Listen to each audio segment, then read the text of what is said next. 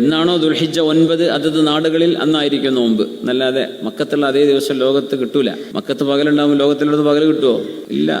ചില നാട്ടിൽ ആ സമയത്ത് ഇരുട്ടായിരിക്കും. അപ്പൊ എന്നാണോ ദുൽഹിജ്ജ 9 അന്നാണ് നമ്മുടെ അറഫാ ദിനം ആയിട്ട് നമ്മൾ ആചരിക്കുകയും അത് നോമ്പെടുക്കുകയും ചെയ്യേണ്ട ദിവസം. ഇൻഷാ അല്ലാഹ് സുന്നത്ത് നോമ്പെടുക്കുമ്പോൾ ഫറദ് ഖളാ കൂട്ടാനുണ്ടെങ്കിൽ അതിന്റെ കൂടെ നിയ്യത്ത് ചെയ്താൽ രാത്രി നിയ്യത്ത് വെക്കണം.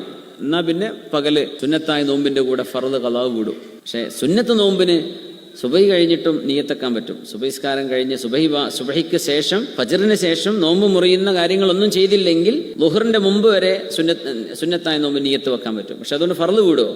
ഇല്ല. ഫർള് വിടണമെങ്കിൽ അത്തബീത്ത് എന്ന് പറഞ്ഞാൽ രാത്രി നിയ്യത്ത് വെക്കൽ നിർബന്ധമാണ് ഫർളിന്. ഇപ്പൊ ഫർളാകുമ്പോൾ നാളെ ഇപ്പൊ രാത്രി നിയ്യത്ത് ചെയ്യുന്നു, നാളത്തെ പകല് ഞാൻ അറഫാ നോമ്പ് എടുക്കുകയാണ്, അള്ളാഹു ഞാൻ നിയ്യത്ത് ചെയ്തിരിക്കുന്നു എന്ന് പറഞ്ഞാൽ എൻ്റെ റമളാൻ ഖളായി പോയ നോമ്പ് ഞാൻ ഖളാ കൂട്ടുന്നു എന്ന് നിയ്യത്ത് ചെയ്താൽ എന്ത് ചെയ്യും?